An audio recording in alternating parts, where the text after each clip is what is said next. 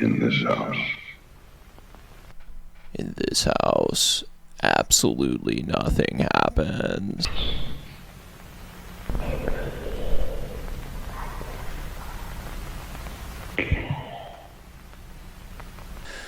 So today we're going to be talking about a movie that I highly anticipated, and I think a lot of other people did too. The marketing for this movie was incredible. So the movie's called Skinamarink. It was from 2022. Canadian writer and director Kyle Edward Ball. This was his directorial debut. Like I said, the marketing for this movie was insane. The trailers that you would see, the little clips they would play, it just had its own theme. It looked like a home movie with just the whole idea was playing on darkness and shadows and kind of the anticipation, the unknown was the whole draw with this movie. So here's my dilemma here. So when this came out or was about to come out, the trailers and the marketing and everything looked incredible. The movie, I was so excited. The movie looked like it was going to be something new, a new idea, kind of like a groundbreaking horror that no one's ever done before. The movie is 1 hour and 40 minutes long, by the way. And so this is not a short film at all. So I remember watching this, super excited, and being incredibly disappointed. I don't know. I don't want to shit on this movie too much because I totally get. I see his vision here. Like, the vision was very clear and the idea was good. He's playing on these like shadows, like it'd be a long, maybe 5 minute, I'm not even joking, 5 to 10 minutes shot continuously of like a hallway that's completely dark, and you can kind of make something out in the background, and then it would cut to something else really quick. The whole idea was if you're staring into the darkness long enough, you're going to eventually see something. And it was really cool in that aspect. Where it gets disappointing is that there's all this buildup, and then nothing really happens. And I want to preface all this criticism with a compliment to the director, because this was very, very unique. And that's all you can hope for as an artist, is to put something unique out into the world. And I really appreciate that.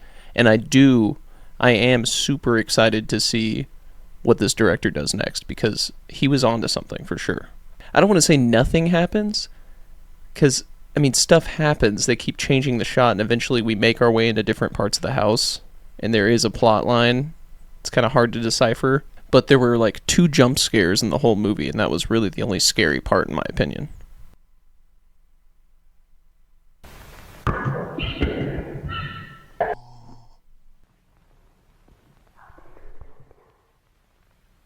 So what triggered me to even make this video is I was on TikTok yesterday, and it was one of the guys live streaming talking about horror movies, and I jokingly said, Skinamarink 10 out of 10, and he completely agreed with me. He said that Skinamarink was a masterpiece, which I guess, not to discredit his opinion, but I don't understand how someone could think that Skinamarink was a masterpiece. Like, I get it's very, very artsy. Like I was saying previously, it's very unique, but there's no linear plot, which there doesn't have to be. It's art, There could be a linear plot that I'm just not seeing, but I'm trying to come at this from a realistic standpoint. You see those paintings that are like a banana taped to a wall, and then someone says, that's incredibly beautiful, like, I totally get the message. It's like, do you? Like, there would be a 5-minute shot of a hallway and just like little sprinkles of activity happening in the background. You think something's about to happen, and then it cuts away, it does like a quick cut to a doorway, and you hear a voice like, in this house. And then that was the scene, and then it goes to another still shot of a kid's feet hanging off the couch in a living room with the TV going for another 5 minutes. And then there'd be like the climax of the scene would be there's like a voice in the background and that's basically it. And then one time or two times maybe there was a really quick shot that was really loud of like a ghostly looking face like screaming, and then it just goes back to 5-minute shots of the hallway.